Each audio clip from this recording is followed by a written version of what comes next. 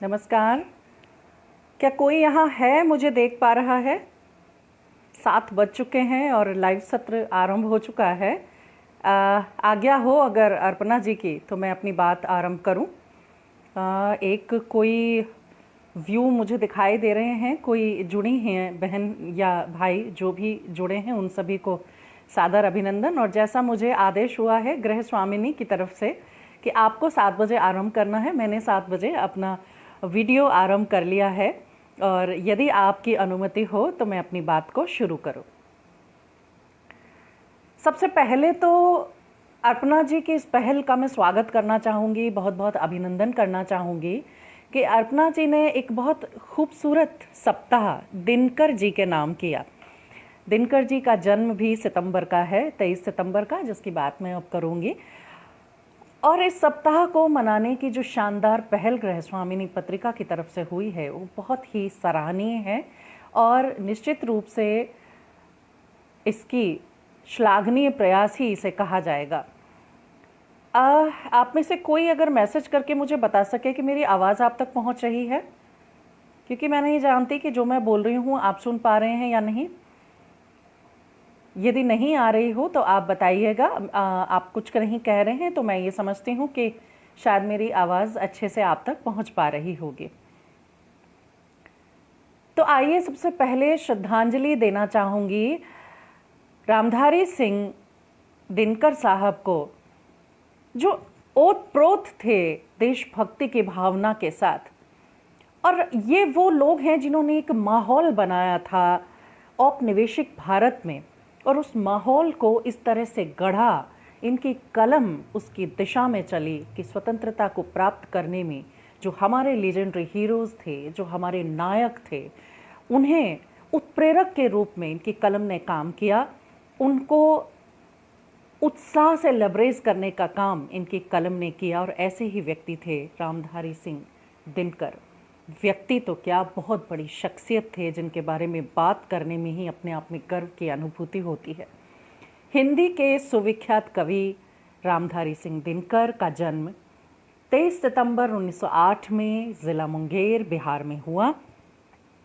एक बहुत ही सामान्य परिवार में वो जन्मे थे। उनके पिता किसान थे और माता मनरूप देवी। अब रामधारी सिंह दिनकर एक ओजस्वी राष्ट्रभक्ति से ओतप्रोत कवि के रूप में जाने जाते हैं। बचपन से लेकर ओतप्रोत मातृ भाषा से और राष्ट्रभक्ति से ओतप्रोत कवि के रूप में उनका जो सफ़र था, उस सफ़र कैसा था उस पर मैं एक संक्षिप्त टिप्पणी करना चाहूँगी। कुछ मेरे पास लिखा हुआ मैटर है जो मेरे लैपटॉप में है। आप सभी की अनुमति से मैं उसे आप सभी के साथ बांटना चाहूँगी। उनकी कविताओं में छायावादी युग का प्रभाव था और उसी कारण श्रृंगार के भी प्रमाण हमें मिलते हैं। दिनकर के पिता एक साधारण किसान थे और जब दिनकर 2 वर्ष के थे तब उनकी मृत्यु हो गई थी। चूँकि तब उनकी मृत्यु हो गई थी तो उनकी माता विधवा हो गईं और माता ने ही सभी बच्चों का पालन पोषण किया। दिनकर का बचपन और कैशोर्य देहात में बीता, जहाँ दूर तक फैले खेतों की हरियाली, बांसों के झुरमुट, आमों के बगीचे और कांस के विस्तार थे। प्रकृति की इस सुषमा का प्रभाव दिनकर के मन में बस गया, पर शायद इसीलिए वास्तविक जीवन की कठोरताओं का भी अधिक प्रभाव पड़ा। दिनकर ने गांव के प्राथमिक विद्यालय से प्राथमिक शिक्षा प्राप्त की और निकटवर्ती बोरो नामक गांव में राष्ट्रीय मिडिल स्कूल, जो सरकारी शिक्षा व्यवस्था के विरोध में खोला गया था। ये खास बात है क्योंकि यही वो कदम था, यही वो स्टेज थी, यही वो चरण था जहाँ से राष्ट्रवाद की भावना दिनकर में पैदा, क्योंकि इस स्कूल की स्थापना ही सरकारी शिक्षा के विरोध में हुई थी। और जब वो वहाँ भर्ती हुए उनका मनोमस्तिष्क हिल गया और राष्ट्रीयता की भावना का विकास होने लगा। 1928 में मैट्रिक के बाद दिनकर ने पटना विश्वविद्यालय से 1932 में इतिहास में BA ऑनर्स किया। मित्रों, मैं आपको बता दूं कि ये जानकारी मेरे लिए सर्वथा नई थी। उनकी रचनाओं के बारे में मैंने पहले पढ़ा था, देखा था किंतु मुझे ये पता नहीं था कि दिनकर बीए इतिहास से थे, क्योंकि मैं भी इतिहास के अध्यापन में जुटी हुई हूँ। लेकिन मुझे ये जानकारी नहीं थी कि दिनकर इतिहास के स्टूडेंट रहे हैं और बीए ऑनर्स इतिहास के स्टूडेंट रहे हैं। क्योंकि जो व्यक्ति इतिहास को पढ़ता है, मैं समझती हूँ देश के गौरवशाली पास्ट को जो बीत चुका है, उस इतिहास को हम जब जान जाते हैं कि हम क्यों विश्व गुरु कहलाए, क्यों हमें इस पदवी से विभूषित किया गया, तो अपने आप में एक ऐसी गर्व की अनुभूति होती है कि कूट कूट कर राष्ट्रवाद अपने आप मन में भरने लगता है। अपने आप वो मस्तक स्वाभिमान से ऊंचा होने लगता है कि हमारे देश में ऐसे ऐसे लोग पैदा हुए, हमारे देश में ऐसे गौरवशाली क्षण पुराने हमारे दादाओं ने, परदादाओं ने, स्वतंत्रता सेनानियों ने जिए, जिनका उल्लेख करने में भी आज मन हर्षित होता है। उन्हें उल्लेख करते हुए हम अपने आप में गौरव की अनुभूति करते हैं। ऐसे क्षण हमारे इतिहास में दबे हुए हैं और जब इस इतिहास को हम पढ़ते हैं तो वैसी ही अनुभूति होती है। दिनकर भी इतिहास के स्टूडेंट रहे। पटना विश्वविद्यालय से बीए ऑनर्स करने के बाद अगले ही वर्ष स्कूल में प्रधानाध्यापक नियुक्त हुए, पर 1934 में बिहार सरकार के अधीन इन्होंने सब रजिस्ट्रार का पद स्वीकार कर लिया। अब चूंकि राष्ट्रवाद से ओतप्रोत हो चुके थे, रचनाकर्म करना आरंभ कर दिया था, कुछ सरकार के विरोध में जो ये लिखते थे दिनकर साहब, ये धीरे धीरे सरकार तक पहुंचने लगा। क्योंकि उस समय हाथ से लिखने की परंपरा थी, ना प्रिंटिंग प्रेस बहुत ज़्यादा विकसित थी, ना फोटो स्टेट ज़्यादा विकसित थी, तो लिखी हुई चीज़ें कम लोग लिखते थे और उसे जब विस्तार मिलता था तो धीरे धीरे आपको पता होगा कि अंग्रेज़ों ने तो क्षेत्रीय भाषा के अखबारों तक पर भी एक बैन लगा दिया था। तो 9 वर्षों तक इस पद पर वो रहे, सब रजिस्ट्रार के पद पर रहे। अब उन्होंने जो पीड़ित रूप में बचपन से देखा था, देहातों में उनका बचपन बीता, उसका तीखापन उनके मन को मथ गया और फिर ज्वार उमड़ा। फिर जो ज्वार उमड़ा तो रेणुका निकली, हुंकार निकली, रसवंती निकली, बहुत सारे गीत रचे गए। रेणुका और हिंकार की कुछ रचनाएं यहाँ वहाँ प्रकाश में आई। अंग्रेजी प्रशासकों को ये अच्छा नहीं लगा कि वो सरकार के विरोध में लिख रहे हैं, स्वराज की बात कर रहे हैं, स्वदेशी की बात कर रहे हैं और वो हमारी नीतियों की खुलकर आलोचना कर रहे हैं। कहीं ना कहीं प्रत्यक्ष अप्रत्यक्ष रूप से ऐसी बातें जब सामने आई तो किसी भी सरकारी मुलाजिम को जो ऐसी बातें लिखता हो उसे कैसे बख्शा जा सकता है। आज भी यदि अपने ही अफसर के खिलाफ आप कोई बात लिखेंगे तो वो अफसर निश्चित रूप से आपसे प्रसन्न नहीं रहेगा। तो नतीजा सामने आया, दिनकर की फाइलें तैयार होने लगी, बात बात पर कैफियत तलब होते और फिर दिनकर नहीं रुके। एक समय तो ऐसा आया जब 4 वर्ष में 22 बार दिनकर का तबादला हुआ। जी हाँ, 4 वर्ष और 22 तबादले। लेकिन इतना भुगतने के बाद भी न नौकरी दिनकर ने छोड़ी और ना ही अपनी कलम की रफ्तार। 1947 में साहब हमारा देश आज़ाद हो गया, जिसे आज़ादी का जश्न मनाया गया, स्वाधीन हुआ। बिहार विश्वविद्यालय में हिंदी के प्राध्यापक और विभागाध्यक्ष नियुक्त हुए दिनकर साहब और मुजफ्फरपुर पहुंचे। 1952 में जब भारत की प्रथम संसद का निर्माण हुआ तो उन्हें राज्यसभा का सदस्य चुना गया और वे दिल्ली आ गए। 12 वर्ष तक संसद सदस्य रहे। बाद में सन 64 से 65 तक भागलपुर विश्वविद्यालय का कुलपति उन्हें नियुक्त किया गया। तो एक किसान का बेटा कुलपति के पद तक पहुंचा और वो एक इतिहास का स्टूडेंट था। ये सोचने के बाद तो मैं जानने के बाद तो मैं गदगद हुए जा रही हूँ कि ये हमारे ही विषय से संबंधित और हम उस विषय से संबंधित हैं जो दिनकर साहब ने जिस विषय को अंगीकृत किया। लेकिन उन्होंने फिर धीरे धीरे हिंदी के प्रति अपना रुझान बढ़ाया और हिंदी लिखने के साथ साथ हिंदी पढ़ाने का काम भी किया। अब हम बात करें दिनकर के साहित्यिक अवदान की, तो दिनकर के प्रथम 3 काव्य संग्रह प्रमुख हैं। उसमें प्रथम है रेणुका काव्य संग्रह है, हुंकार काव्य संग्रह है, रसवंती काव्य संग्रह है। आरंभिक आत्ममंथन के युग की रचनाएं रही दिनकर की। इसमें दिनकर का कवि अपने व्यक्तिपरक, सौंदर्यान्वेषी मन और सामाजिक चेतना से उत्तम बुद्धि के परस्पर संघर्ष का तटस्थ दृष्टा ही नहीं, दोनों के बीच से कोई राह निकालने में, उसकी चेष्टा करने में संलग्न साधक के रूप में हमें मिलता है। रेणुका में क्या लिखा उन्होंने? रेणुका में अतीत के गौरव के प्रति कवि का सहज आदर और आकर्षण परिलक्षित होता है, पर साथ ही वर्तमान परिवेश की नीरसता से त्रस्त मन की वेदना का परिचय भी मिलता है। हुंकार में कवि अतीत के गौरवगान की अपेक्षा वर्तमान दैत्य के प्रति आक्रोश, दैत्य क्या था? ब्रिटिश सत्ता, जो वर्तमान में जो घुटन महसूस कर रहा था भारत का एक आम आदमी, भारत का लेखक, भारत का चिंतक, उसकी घुटन को और अंग्रेजों को एक दैत्य की संज्ञा देते हुए आक्रोश के प्रदर्शन की कविताएं हुंकार में शामिल थी। रसवंती नाम से ही जैसा जाहिर होता है, श्रृंगार की कविताएं थी, सौंदर्य की कविताएं थी। समाधेनी एक और सामाजिक चेतना का रचना संग्रह आपका था।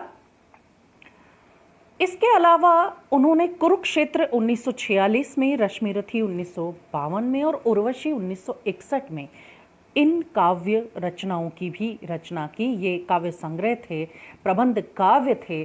कुरुक्षेत्र में तो उन्होंने महाभारत के शांति पर्व के मूल कथानक का ढांचा उठाया और युद्ध और शांति के विशद, गंभीर और महत्वपूर्ण विषय पर अपने विचार भीष्म और युधिष्ठिर के संलाप के साथ प्रस्तुत किए हैं। उर्वशी प्रकाशित हुई। हिंदी साहित्य संसार में एक और उनकी कटु आलोचना और दूसरी ओर मुक्त कंठ से प्रशंसा हुई। आप देखिए, आलोचना और प्रशंसा लगभग साथ चलते हैं। आज भी जब कोई अत्यंत सफल व्यक्ति होता है तो उसके उतने ही अधिक आलोचक भी हुआ करते हैं। किसी को भी ऐसा व्यक्ति शायद ही ध्यान हो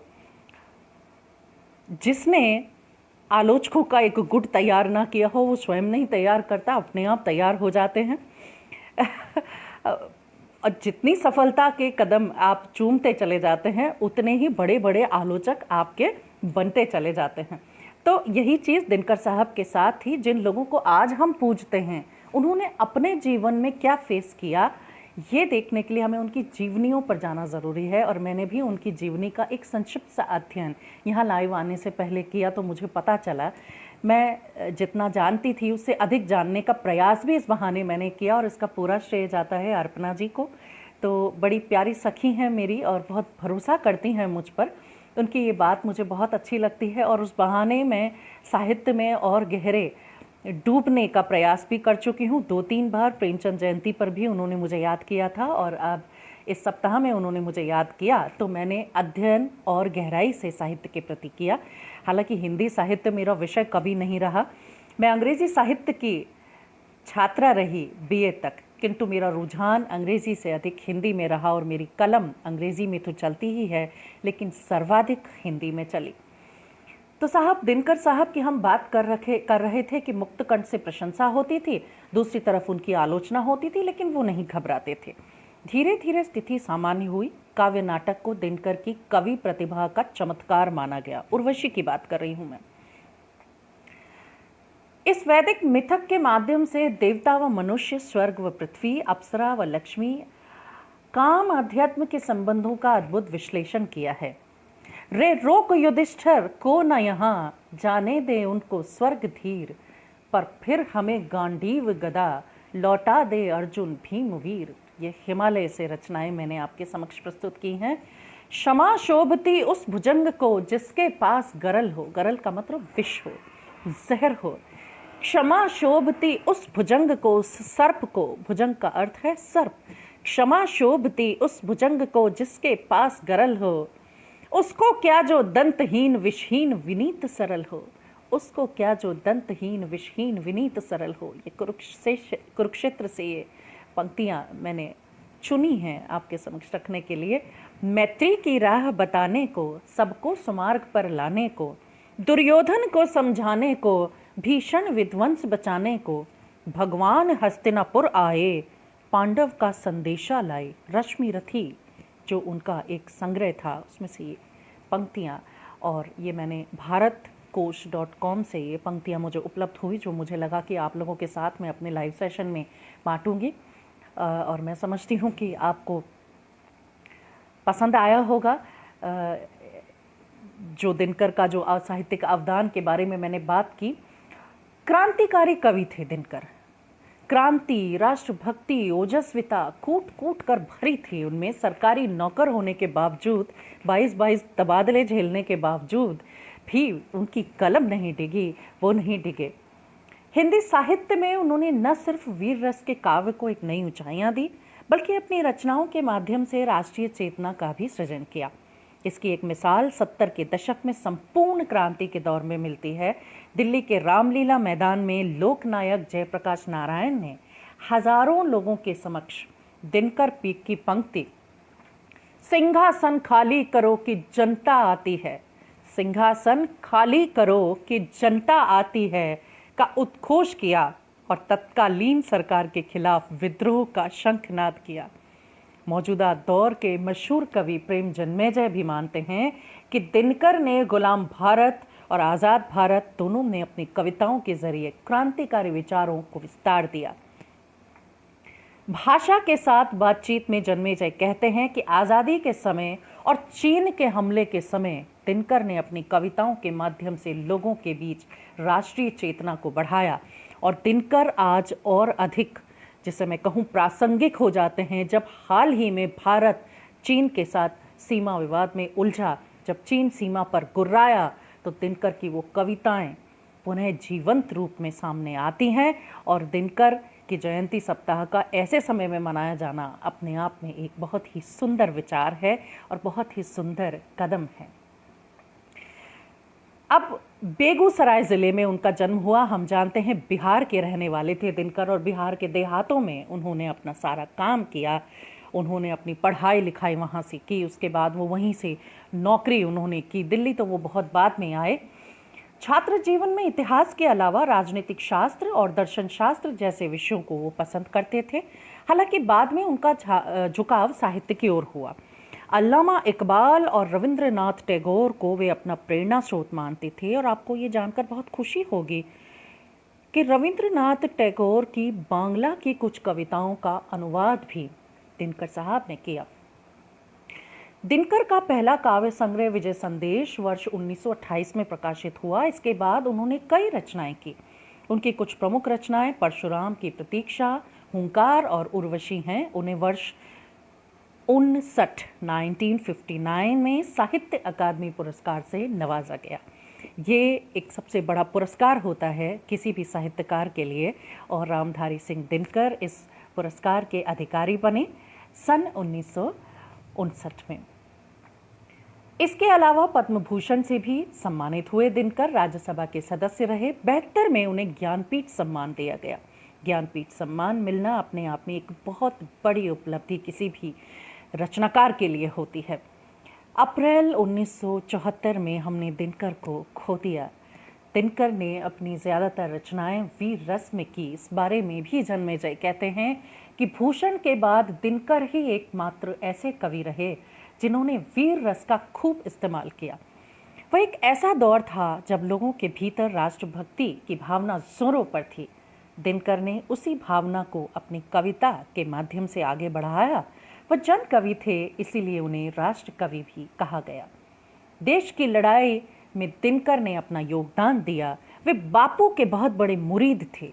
हिंदी साहित्य के बड़े नाम दिनकर उर्दू, संस्कृत, मैथिली, अंग्रेजी भाषा के भी जानकार थे।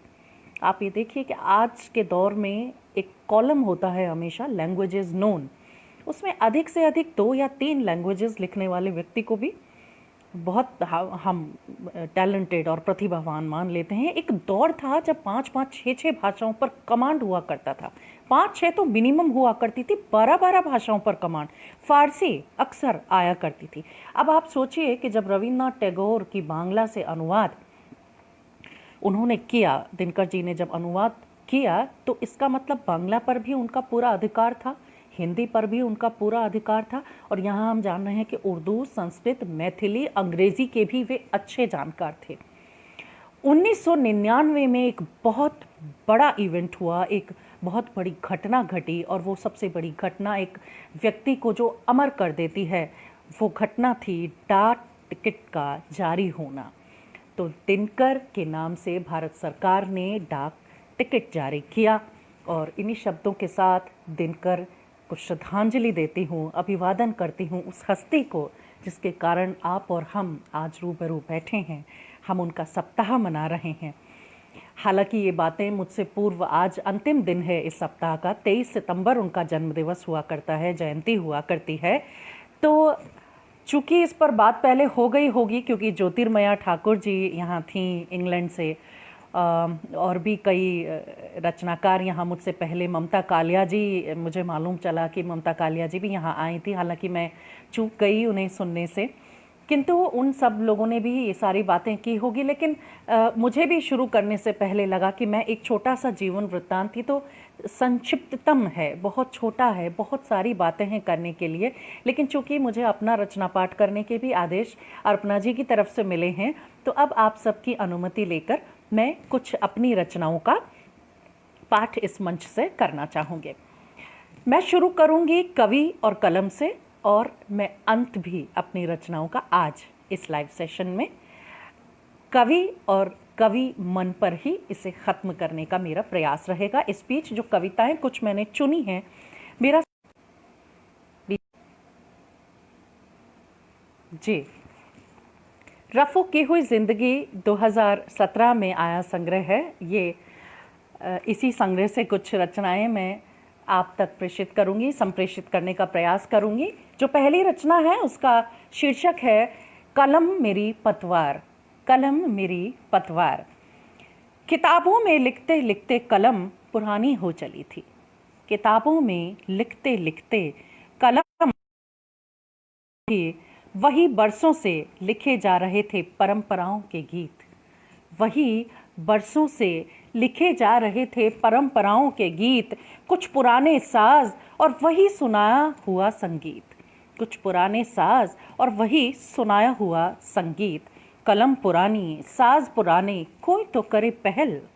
एक सवाल है सभी से, सब कुछ पुराना, कोई तो करे पहल। रचे नए गीत, नवाचार लाना ही होगा। कवि तुझे कलम को नया कलेवर, नया स्वरूप दिखाना ही होगा। ले आई है क्रांतियां कलम और आवाज। ये अभी उदाहरण था, इसीलिए मैंने बात की दिनकर साहब की, जो पहले हो चुकी होगी, लेकिन अपने सत्र में कहना जरूरी था। क्रांतियां ले आती हैं कलम। आपने जितनी भी क्रांतियों के बारे में सुना होगा, सबसे पहले जब हम इतिहास को पढ़ते हैं, वर्ल्ड हिस्ट्री को पढ़ते हैं, तो हम फ्रांस की क्रांति उसमें पढ़ते हैं, और उसमें एक बौद्धिक आंदोलन, बौद्धिक कारणों पर बहुत बहुत इंपॉर्टेंट क्वेश्चन हुआ होता है कि फ्रांस की क्रांति के पीछे बौद्धिक कारण क्या थे। वो बौद्धिक कारण वही थे कि रूसो ने, मॉन्टेस्क्यू ने, वोल्टेयर ने ऐसी रचनाएं उस समय रच डाली थी कि वो क्रांति को उत्प्रेरक के रूप में उन्होंने काम किया, और उस क्रांति को अंजाम देने का काम उन कवियों ने किया, उन लेखकों ने किया। तो लेखकों का किसी भी देश की प्रगति चरणों में बहुत बड़ा एक योगदान हुआ करता था। और हमारे दिनकर साहब भी, आपने देखा है कि वो एक ऐसे स्कूल में उन्होंने शिक्षा प्राप्त की जो अंग्रेजी शिक्षा और सरकारी शिक्षा जो दी जाती थी अंग्रेजों द्वारा, उसके खिलाफ विचारधारा के साथ में चलते हुए खोला गया था। तो वहाँ से राष्ट्रीयता की लहर उनमें, और उन्होंने जब लेखन शुरू किया तो अंग्रेजों ने बार बार कभी उनका यहाँ तबादला, कभी उनका वहाँ, लेकिन वो नहीं रुके। तो यही कुछ लेने की कोशिश करी है, ऐसा ही कुछ लिखने का प्रयास मैंने किया है। कवि तुझे कलम को नया कलेवर, नया स्वरूप दिखाना ही होगा। ले आई है क्रांतियां कलम और आवाज। लेखक और लेखकों के साथ साथ चिंतक और विचारक जो भाषण देते हैं। आपको याद होगा फ्रांस की क्रांति में टेनिस कोर्ट की शपथ हुई थी, और टेनिस कोर्ट में जो भाषण देने वाला पत्रकार था, वो उसने जो अपना भाषण दिया था, उस भाषण को सुनकर बस्तील की जेल को गिरा दिया था लोगों ने। तो वो उत्प्रेरक के रूप में काम करते हैं लेखक, उत्प्रेरक के रूप में काम करते हैं विचारक। बेशक पीले पड़ गए पन्ने, बेशक पीले पड़ गए पन्ने, मगर जिंदा है आज भी विचार। बेशक दबा दिए गए विद्रोही स्वर बरसों से, बजती सत्ता की तूतियों में मगर आवाम को कभी तुझे जगाना ही होगा, कभी तुझे जगाना ही होगा। मत भूल तेरी कलम ही बनेगी पतवार, मत भूल तेरी कलम ही बनेगी पतवार। इस असमंजस की प्रलय से तुझे अब सबको पार लगाना ही होगा, कभी तुझे जगाना ही होगा। ये मेरी पहली रचना थी। और अब बात देखिए, कोई कॉल आने के कारण ये बार बार डिस्टरबेंस हो रहा है और अननोन कॉल है, लेकिन आप समझ सकते हैं ये तकनीकी परेशानियां सबके साथ आती हैं कि जब आप लाइव बैठे होते हैं तो सबसे ज़्यादा फ़ोन उसी समय आया करते हैं। बड़ी दिक्कत होती है जब फ्लो टूटता है, जब प्रवाह टूटता है। लेकिन अब कोरोना ने हमें इन स्थितियों को झेलना सिखा दिया है और हम झेलते भी हैं खुशी खुशी, राजी राजी, क्योंकि हम कैसे बातचीत करें आपस में, तो यही एक माध्यम रह गया है। तो इसे झेलते हुए, इसे स्वीकार करते हुए, इसे हंसते हंसते हमें पार चलना है इसके, और बातचीत अपनी जारी रखनी है। तो धमनियों में कैसा शोर उत्पन्न होता है, कैसा शोर होता है, उस पर बात करते हुए मैंने लिखा है, कुछ सवालों के जवाब सोचते सोचते दरिया के तल तक जाने के जतन में हो जाते हैं हादसे। कभी कभी कभी हम किसी विषय में इतना डूब जाते हैं कि हादसों का शिकार हो जाते हैं। कभी खुल जाते हैं स्वतः बंद ताले और हो जाते हैं सभी पुराने हिसाब जीवन के दस्तावेजों में, समाधान वाले हाशियों में खुशी खुशी शामिल। कई बार कुछ ऐसे विचार हमारे मन में होते हैं जिन्हें हमें ज़बरदस्ती समाधान वाले हाशिए पर डालना पड़ता है। समाधान नहीं निकलता, किंतु उन्हें वहाँ ढकेलना ज़रूरी हो जाता है। लूटते लूटते पलों के आनंद हो भी जाते हैं बर्बाद। कभी घोर चिंतन के तंतु और फिर से दिखाई पड़ते हैं जीवन के किताब के पन्ने, स्पष्ट कोरे धवल। नाड़ियाँ चलने लगती हैं तेज रफ्तार से ताबड़तोड़, नाड़ियाँ चलने लगती हैं तेज रफ्तार से ताबड़तोड़। धमनियाँ करने लगती हैं आवाज़ बिना ही शोर, धमनियाँ करने लगती हैं आवाज़ बिना ही शोर। मगर वहीं कहीं आत्मा दिखाई देती है शीशे सी। आत्मा एकदम साफ होती है, इसीलिए हम कहते हैं कि आत्मा की आवाज़ को सुनने का प्रयास करें। मगर वहीं कहीं आत्मा दिखाई दे जाती है शीशे सी, नाजुक पलों को निहारती, खुद में खुद को संभालती। आखिर वक्त के अपने होते हैं कुछ कायदे, आखिर वक्त के अपने होते हैं कुछ कायदे, तो धड़कनों के भी अपने होते हैं कुछ उसूल, तो धड़कनों के भी अपने होते हैं कुछ उसूल। ये मेरी दूसरी रचना आपके समक्ष मैंने प्रस्तुत की। और अब कभी कभी लगता है कि हम जो महसूस कर रहे हैं वो हवाओं में खुला हुआ है। कभी कभी लगता है कि सामने से आवाज़ आ रही है। हम जब एकांत में बैठे होते हैं, हम जब चिंता कर रहे होते हैं, तो बहुत सारे नज़ारे हमें अपने जहन में घूमते हुए दिखाई देते हैं। वो अनुभूतियों की बयार क्या कहती है? मेरी अगली कविता का शीर्षक यही है, अनुभूति की बयार। बेतरतीब गलियों के दूसरे छोर से गुजरती बयार, एक वीरान हवेली के रोशनदान से कोसों दूर, एक वीरान हवेली के रोशनदान से कोसों दूर, हमेशा कदमों को समेटती।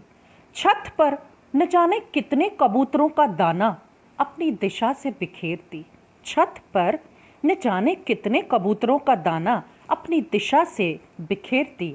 मुंडेर की गौरैया को उड़ने की दिशा बताती, मुंडेर की गौरैया को उड़ने की दिशा बताती। मखमल के पर्दे तक छूकर फिर गली के छोर पर गुम, कभी दूसरी गली के मकानों की छत पर पतंगों की डोर संभालती बयार, पतंगों की डोर संभालती बयार। कभी चने वाले ठेले की ज़रूरत बन जाती, कभी चने वाले ठेले की ज़रूरत बन जाती, कभी अग्निपथ पर चलते राही का सुकून बन जाती, कभी पाठशाला में बंद पड़े पंखे के हिलने का भ्रम फैलाती बयार। जब पंखा चल नहीं रहा होता, बंद पड़ा होता है, खराब होता है, लेकिन जब अनुभूतियों की बयार चलती है तो वो बंद पड़े हुए पंखे हिलते हुए दिखाई देते हैं।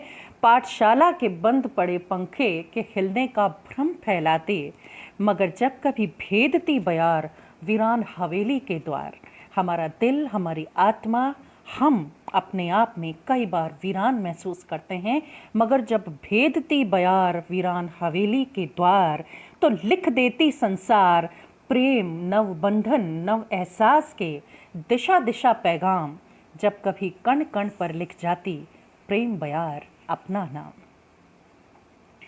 बहुत बहुत शुक्रिया आप सभी का। आपके मैसेजेस आ रहे हैं, मैं सभी का नाम तो नहीं पढ़ पाऊंगी, लेकिन जो भी लोग यहाँ मुझे देख रहे हैं, जिन लोगों ने मेरे लिए संदेश भेजे हैं, मुझे बहुत अच्छा लग रहा है आप सबसे जुड़कर। और ये गृहस्वामिनी को पुनः बार बार धन्यवाद कि मैं इस मंच से आपके साथ रूबरू हो पा रही हूँ। अंतर्राष्ट्रीय ई पत्रिका है और जितनी मेहनत अर्पणा जी कर रही हैं वो लाजवाब है, उसके बारे में बार बार कहना उचित नहीं होगा कि नज़र ना लग जाए।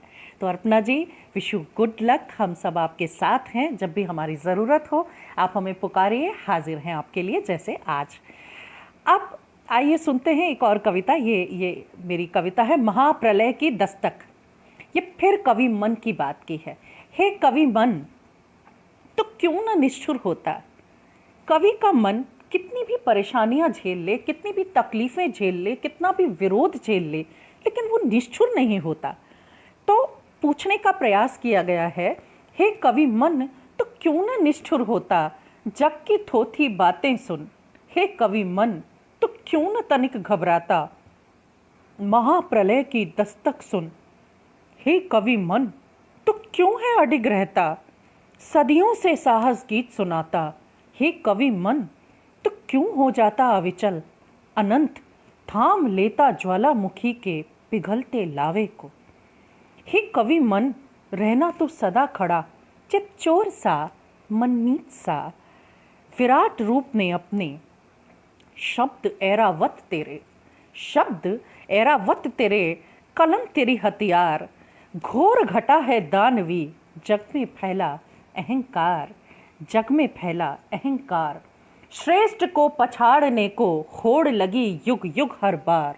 ये एक विशेष बात है कि जो व्यक्ति श्रेष्ठ है, जो व्यक्ति बहुत अच्छी दिशाओं में काम कर रहा है, बहुत मेहनत से काम कर रहा है, उसे पछाड़ने के लिए युगों युगों से होड़ लगती आई है। ये कोई नई बात नहीं है। प्रतिभावान व्यक्ति को, बहुत ही अपने कर्तव्य पथ पर आरूढ़ व्यक्ति को हमेशा से विरोध झेलना पड़ा है। इसी को लिखने का प्रयास किया है। श्रेष्ठ को पछाड़ने को होड़ लगी युग युग हर बार, मगर तू न भूल कवि मन, तेरे ही दर है अब न्याय। कलम न्याय दिलाती है, कलम क्रांति लाती है, कलम सुकून देती है, कलम आज़ादी दिलाती है। उठा अस्त्र तू कागज का, उठा अस्त्र तू कागज का, और करवा दे भवसागर पार। कर देना तू असत्य का अपने हाथों पूर्ण संहार।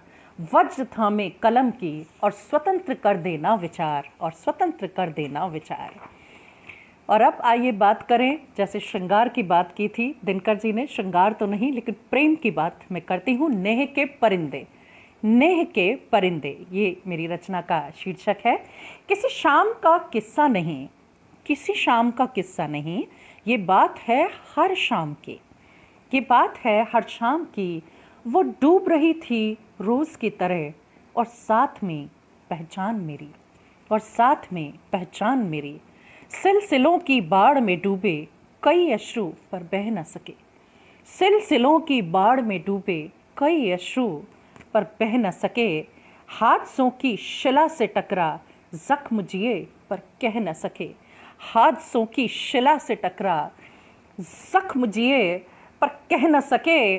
ओढ़ मुखौटे जीने का फन बीत चला। हर व्यक्ति को एक मुखौटा ओढ़ना पड़ता है, आपने भी महसूस किया होगा। कोई कह देता है और कोई कहने से बचता है, लेकिन हम सभी एक अजीब से, एक बिल्कुल नापसंदगी के दौर से गुजरते हुए एक मुखौटे को ओढ़ कर जी रहे हैं। कहते हैं ना, हमें कई बार चोला ओढ़ना पड़ता है, कई बार अपने पद का चोला ओढ़ना पड़ता है, कई बार व्यवहारिक होने के लिए हमें वो चोला लादना पड़ता है। हम अपने मूल को अधिक से अधिक छुपाए रखना चाहते हैं, और आजकल के कलयुग में तो ये कहा जाता है कि अपनी अंदर की असल बात किसी को बतानी ही नहीं चाहिए। तो आजकल तो बड़े भी यही शिक्षा देते हैं कि मुखौटा ओढ़ो, मुखौटा ओढ़कर चलो, बी प्रैक्टिकल, व्यवहारिक होइए, डिप्लोमेटिक होइए, लेकिन कवि नहीं हो पाते, कलाकार नहीं हो पाते। वो अपने मूल में जीते हैं। सिलसिलों की बाढ़ में डूबे, कई अश्रु पर बह न सके, हादसों की शिला से टकरा, जख्म जिए पर कह न सके, ओढ़ मुखौटे जीने का फन, बीत चला पूरा हो चला। बहुत हो गया मुखौटे ओढ़े ओढ़े, डूबती शाम उभरता गम, हम सफ़र हो चला। डूबती शाम उभरता गम, हम सफ़र हो चला, खेला करती हैं अक्सर मोहरें वक्त की बिसात पर। खेला करती हैं अक्सर मोहरें वक्त की बिसात पर, डूबा करती है अक्सर कश्ती मंझतार नाश की सौगात पर। फिर क्यों जबरन समाधान तलाश, हम वक्त से आगे चलते हैं। कई परेशानियां ऐसी होती हैं जीवन में जिनका कोई समाधान होता ही नहीं, जिन्हें सिर्फ स्वीकार कर लेना ही समाधान होता है, लेकिन फिर भी मनुष्य हृदय कोशिश करता है समाधान ढूंढने की। तो यहाँ उस बात को अभिव्यक्ति देने का प्रयास किया कि हम क्यों जबरन समाधान तलाश, वक्त से आगे चलने की क्यों नहीं वक्त पर छोड़ देते। संसार की घड़ी धीमी है, संसार की घड़ी, वक्त, नियति, प्रारब्ध जिसे हम कहते हैं, उसकी चाल धीमी है। हम क्यों आगे पीछे करते हैं। संसार की घड़ी धीमी है, क्यों आगे पीछे करते हैं। दिल का मंजर क्षितिज तो नहीं, दिल का मंजर क्षितिज तो नहीं, जो हाथों से छूट रहे। क्षितिज, क्षितिज एक ऐसा पॉइंट होता है जहाँ पर धरती और आकाश हमें मिलता हुआ दिखता है, होराइजन जिसे हम कहते हैं। और होराइजन एक ऐसा पॉइंट होता है जो दिखता है मगर होता नहीं, मरीचिका की तरह, जैसे दूर से पानी दिखता है मगर होता नहीं। तो दिल का मंजर क्षितिज तो नहीं, जो हाथों से छूट रहे। आशा के घर दूर नहीं, आशा रखेंगे, होप रखेंगे तो कुछ होगा, जो हरदम ही छुपे रहें। आशा के घर दूर नहीं, जो हरदम ही छुपे रहें। वक्त की बिसात है, राही तुझे खेलना ही होगा। मोहरों की चाल बड़ी, चुपचाप सब झेलना ही होगा। मोहरों की है चाल बड़ी, दुनिया की बिसात है, वक्त की बिसात है, शतरंज की बिसात है, आप ये मान लें। और मोहरों की तरह आप और हम कठपुतली की तरह चल रहे हैं, लेकिन राही तुझे खेलना ही होगा। मोहरों की चाल बड़ी है, बहुत बड़ी शय आप पर लगी हुई है, चुपचाप सब झेलना होगा। दूर देश आशियानों की तलाश में निकला करते हैं। ये देखिए आप, ये एक मोड़ के एक ट्विस्ट देने की कोशिश है। दूर देश आशियानों की तलाश में, माइग्रेटरी बर्ड्स की बात यहाँ पे की है कि दूर देश, समंदर पार से माइग्रेटरी बर्ड्स यहाँ आते हैं और जाते हैं। दूर देश आशियानों की तलाश में निकला करते हैं, घोंसलों के टूटने से परिंदे। कुछ भी न कहना पड़ता है न सुनना पड़ता है। उन परिंदों के कान में जाकर कोई कुछ नहीं कहता कि तुम अपनी जगह छोड़ दो, तुम कहीं और चले जाओ। कुछ भी न कहना पड़ता है न सुनना पड़ता है। मौसम पहचानते हैं नेह के परिंदे, मौसम पहचानते हैं नेह के परिंदे। प्रेम के परिंदे मौसम को पहचानते हैं और अपनी चाल को उसी के अनुरूप सुनिश्चित करते हैं। ज़बरदस्ती समाधान निकालने का प्रयास नहीं करते और आशाओं के गीत हमेशा गाते हैं। तो ये एक संदेश इस कविता में देने का मेरा प्रयास रहा। अब ये जो संग्रह है रफ़ू की हुई ज़िंदगी, इसकी टाइटल कविता आपके समक्ष आपकी अनुमति से प्रस्तुत कर रही हूँ।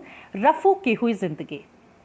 कतरनों से अब क्या उम्मीद लगाए कोई, कतरनों से अब क्या उम्मीद लगाए कोई।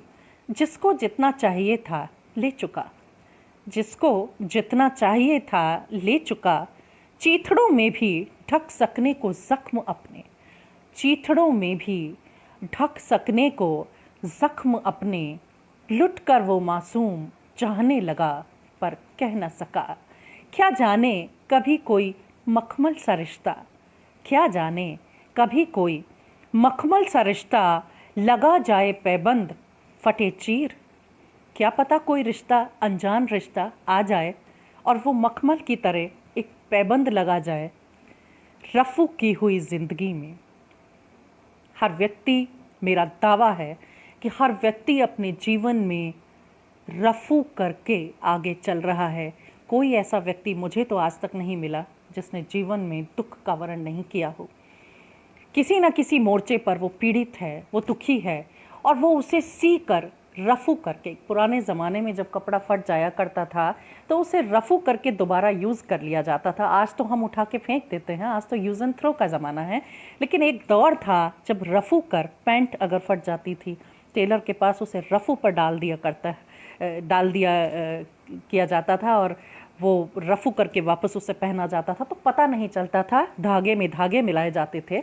उसी बात पर लिखा है कि कोई रिश्ता जीवन में कभी कभी ऐसा आ जाता है कि जो आपके फटे हुए हृदय को रफू कर देता है, सी देता है, और शायद कुछ सलमा सितारों की झिलमिल सी लग जाए और उसमें कुछ चमक भी आ जाती है।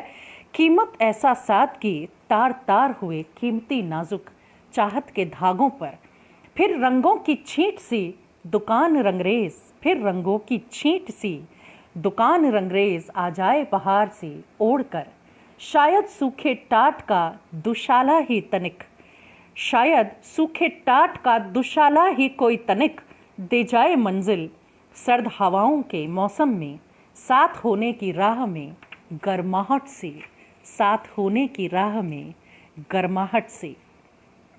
और अब एक कविता जिसमें तमाशों का जिक्र है। हम अक्सर देखते हैं कि गली के किनारे पे नट बाजीगर, उनके छोटे छोटे बच्चे, कोई डोरी पर चल रहा है, कोई बांस पर चढ़ रहा है, कोई तलवार की धार पर चलने का प्रयास कर रहा है, कोई बैलेंसिंग कर रहा है एक बहुत बड़े हैवी भाले को लेकर।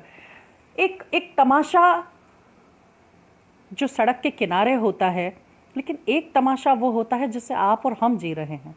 जी हाँ, कभी कभी हमें ऐसा लगता है कि हम भी किसी तमाशे के किरदार हैं जिसकी डोर हमारे हाथ में नहीं है। न जाने कौन से प्रारब्ध से हमें वो डोर संचालित कर रही है, हम उसी तरह से आगे बढ़ते जा रहे हैं, चलते जा रहे हैं। कुछ भी हमारे बस में नहीं है, हमारे हाथ में नहीं है। कई बार ऐसा महसूस होता है, और लोग, जब हम इस बात को कभी किसी पे प्रदर्शित कर देते हैं जो सुपात्र नहीं होता, तो वो हंसते हैं लोग। इसीलिए कहा जाता है कि मन की बात को मन ही रखो कोई, मन की बात को मन में ही रखना चाहिए, क्योंकि लोग हंसते हैं तमाशों पर, किरदारों पर। तो रिश्तों के तमाशे कैसे बना करते हैं, उस पर एक रचना आपके समक्ष प्रस्तुत कर रही हूँ।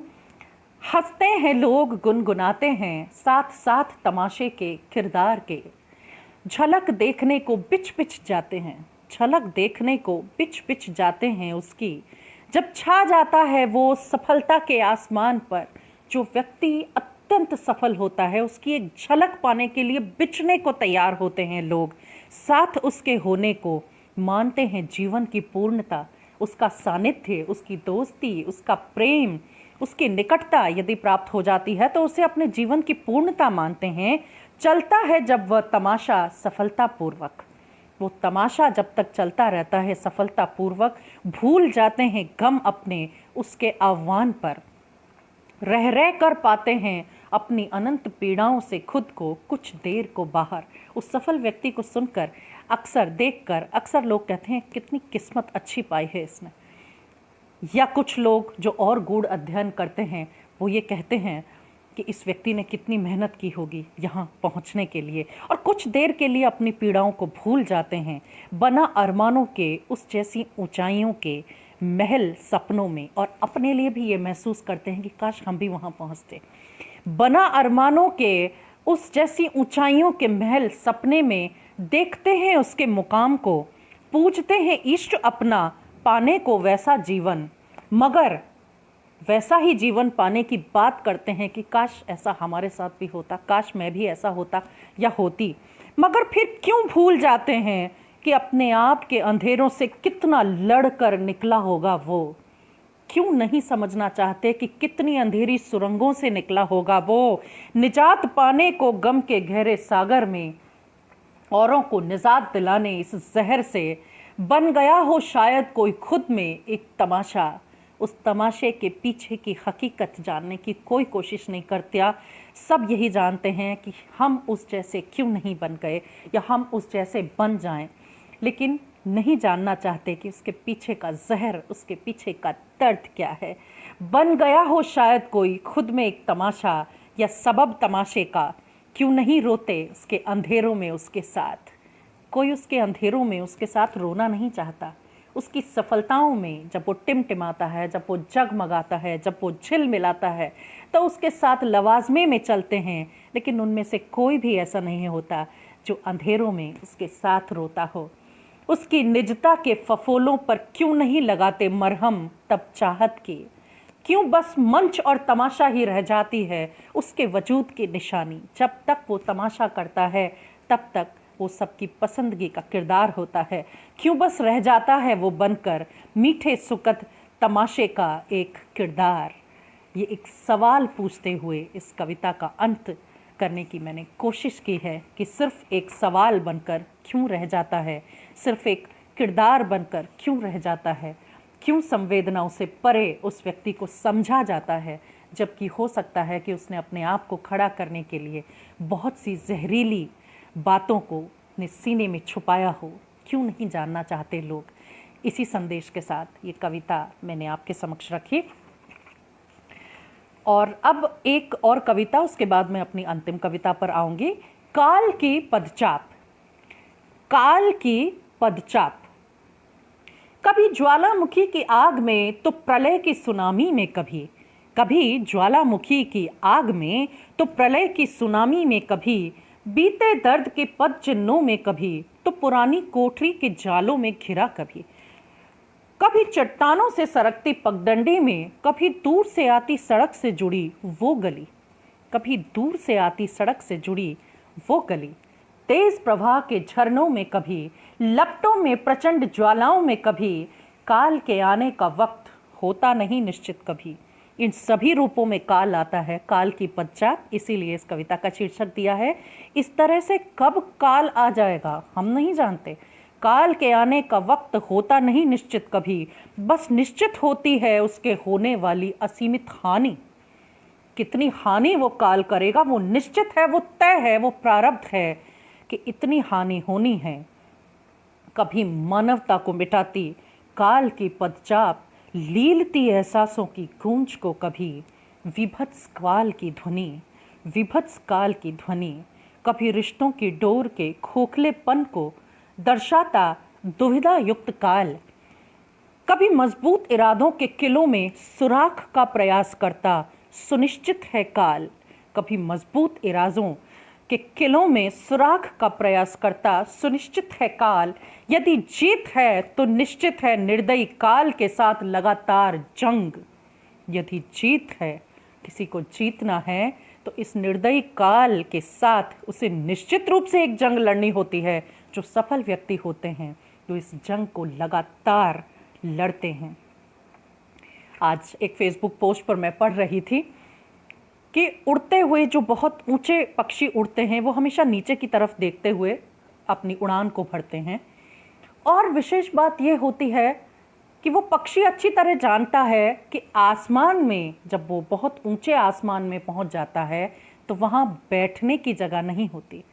जब आप बहुत ऊंचे सफलताओं के शीर्ष पर पहुंच जाते हैं तो वहाँ आराम की जगह नहीं होती, वहाँ टिकने की जगह नहीं होती, वहाँ बैठने की जगह नहीं होती। वहाँ निरंतर उड़ना होता है, निरंतर कार्य करना होता है, तभी आप वहाँ सफल रह सकते हैं। और जो उस ऊंचाई पर पहुँचता है तो उसके बाजुओं में, उसके परों में इतनी ताकत होनी चाहिए कि वो निरंतर पूरी ऊर्जा के साथ बहुत देर तक, लंबे समय तक वहाँ टिक सके, तभी वो एक आदर्श के रूप में प्रस्तुत होता है। इसीलिए मैंने कहा है, यदि जीत है तो निश्चित है निर्दयी काल के साथ लगातार जंग, और परिणति में उससे निकला काल। और फिर जब वो जंग होती है तो उसके बाद जब परिणति होती है तो जो जंग से निकला हुआ, निखरा हुआ काल, हम अपना काल खुद लेकर आते हैं और वो निखरा हुआ होता है, वो साफ होता है। वो धुंधलकों से बाहर निकलना हर किसी के बस का नहीं होता। जिसमें निरंतर उस निर्दयी काल से लड़ने की ताकत होती है, बस वही व्यक्ति उससे लड़कर बाहर आ पाता है और सफलता के कदम चूमता है। और अब चूँकि मैंने शुरू की थी कलम के सिपाही के तौर पर कवि मन से अपनी कविता को, तो एक आज के सत्र की अपनी अंतिम कविता आपके समक्ष आपकी अनुमति से प्रस्तुत कर रही हूँ, क्योंकि ये वन वे टॉक होती है तो बात तो हम कर नहीं सकते, मुझे ही बोलना है। तो मैं ये समझती हूँ कि आप सबकी अनुमति है, मैं एक अपनी अंतिम कविता, अंतिम पुकार, ये पुकार भी कवि के लिए है, लेखक के लिए है। स्याही का सैलाब, ये शीर्षक है मेरी कविता का, स्याही का सैलाब। हे कवि, कैसे रह सकता है आज का दिन अधूरा? हे कवि, कैसे रह सकता है आज का दिन अधूरा, जब ईश्वर नहीं रुकता, हर दिन करता है नव सृजन। हमने ईश्वर को देखा है, वो कुछ न कुछ नव सृजन करता है। बहुत सारे नए शिशु रोज़ पैदा होते हैं, बहुत सारे नए कोपलें ज़मीन से निकलती हैं और बहुत सारा सृजन रोज़ होता है। तो जब सृजन करता आप बन जाते हैं तो आप रुक नहीं सकते, आप थम नहीं सकते। तो कवि, कैसे रुक सकते हो तुम, और आज का दिन कैसे रह सकता है अधूरा? ये कवि से पूछ रही है कलम। जब ईश्वर नहीं रुकता, हर दिन करता है नव सृजन, लाता है फूल पत्ती किरण किरण। हे कवि, फिर तू रुक सकता है कैसे? कवि से पूछते हैं, वो नव किरण लाता है, रोज सूरज उगता है, रोज दिन ढलता है, रोज चंद्रमा उदय होता है। तो कवि, तुम कैसे रुक सकते हो? क्योंकि कहते हैं ना, जहां है पहुंचे रवि, वहां पहुंचे कवि। तो जब रवि अपना काम निरंतर कर रहा है तो कवि अपने काम को कैसे रोक सकता है? स्याही का सैलाब, कलम का तूफान है संवेदनाओं की प्रकृति, अस्तित्व का वंदन, जब उसने बनाने न रोके, चंदन स्पंदन अर्पण अर्चन। ऊपर वाले ने बनाया है चंदन, ऊपर वाले ने बनाया है स्पंदन, ऊपर वाले ने बनाया है अर्पण, ऊपर वाले ने बनाया है अर्चना, पूजा, अर्चन। तू कौन होता है कवि? कवि से सवाल है, तू कौन होता है कवि? रोकने वाला सृजन संसार, बना तू हर क्षण नित नित सृजन का मन। हे कवि, बना तू हर पल नित नित सृजन का मन। ये तेरा शब्द संसार ही तो अलंकरण। ये तेरा, एक कवि का अलंकरण क्या होता है? उसका सृजन संसार, कि उसने क्या लिखा। एक कवि की पहचान है उसकी कलम, उसके शब्द, उसकी अनुभूतियां, उसके भाव, उसका चिंतन। ये तेरा शब्द संसार ही तो अलंकरण। गोपियों का मधुबन गोविंद तो कभी गोवर्धन। गोपियों के साथ जोड़ा है, गोपियों का मधुबन है। ऐसी कल्पनाएं, ऐसी खूबसूरती कवि के सृजन संसार में प्रदत्त होती हैं। गोपियों का मधुबन गोविंद तो कभी गोवर्धन। अपने मीत के चरणों में अर्पित राधा का नृत्य। राधा का नृत्य जो आप कभी मथुरा वृंदावन जब गए होंगे, आप लोगों में से बहुत सारे लोगों ने देखा होगा, तो वहाँ बरसाने से राधा रानी कहते हैं कि राधा रानी रोज बरसाने से, वो जो लीला होती थी कृष्ण लीला, वहाँ नृत्य करने आया करती थी। तो बरसाने से रोज चलकर, पैदल चलकर, कांटों में से बीच में चलकर कृष्ण के साथ वो रास लीला में शामिल हुआ करती थी। तो कभी गोवर्धन, अपने मीत के चरणों में अर्पित राधा का नृत्य, दिशाओं का नर्तन। और जब कृष्ण और राधा एक साथ आलिंगनबद्ध होकर नृत्य करते थे तो सारी दिशाएं नृत्य करती थीं, और उसे हम महसूस ही कर सकते हैं, क्योंकि हमने देखा नहीं है, उसे सिर्फ सुना है। लेकिन कवि का शब्द संसार उस दिशाओं के नर्तन को लिख सकता है और आप तक पहुंचा सकता है। इसलिए कलम बार बार ये पूछती है कि हे कवि मन, तू कैसे रुक सकता है? तो ये आज का मेरा सत्र था जो मुझे दिया गया था। आशा करती हूँ कि आप लोगों को पसंद आया होगा। और ये चूँकि आज ये सप्ताह ख़त्म हो रहा है, तो बार बार श्रद्धांजलि हाथ जोड़कर रामधारी सिंह जी दिनकर को, जिनकी वजह से हमने ये सप्ताह मनाया और ये साहित्यिक सफ़र आपने और हमने साथ तय किया, मैं समझती हूँ कि मुझे इजाज़त ले लेनी चाहिए। आप सभी अपनी प्रतिक्रियाएं मैसेजेस के माध्यम से निश्चित रूप से भेज रहे हैं, भेजेंगे। और जब ये तो लाइव सेशन है, यहाँ कुछ ही लोग होंगे, लेकिन जब आप बाद में भी इसे देखें तो निश्चित रूप से अपनी प्रतिक्रियाएं मुझे दीजिएगा, ताकि मैं भी अपना आकलन कर सकूं कि मैं आपकी अपेक्षाओं पर कितना खरी उतरी और कैसा महसूस किया आपने इन रचनाओं को पढ़कर, आपने मुझे सुनकर कैसा महसूस किया। क्योंकि व्यक्ति में सुधार की गुंजाइश हमेशा जीवित रहती है, और जब एक एक एनालिसिस, जब एक समीक्षात्मक वर्णन सामने से आता है तो हम उसमें से कुछ शब्द चुनकर ये महसूस करते हैं कि हो सकता है कोई चूक भी रह जाती है, तो वो चूक पकड़ में आ जाती है और व्यक्ति का परिष्कार होता है। इसलिए मैं चाहती हूँ कि आप अधिक से अधिक संदेशों के माध्यम से मुझे ये बताएं कि आपको ये सत्र कैसा लगा। और पुनः एक बार गृहस्वामिनी का बहुत बहुत धन्यवाद। पुनः एक बार अर्पणा संत सिंह जी को बधाइयाँ इस सप्ताह को आयोजित करने के लिए और मुझे आमंत्रित करने के लिए, मुझे बुलाने के लिए बहुत बहुत आभार, धन्यवाद। मैं अब इस सत्र का अंत कर रही हूँ और फिनिश बटन दबा रही हूँ। बहुत बहुत आभार मित्रों, बहुत बहुत आभार साथियों।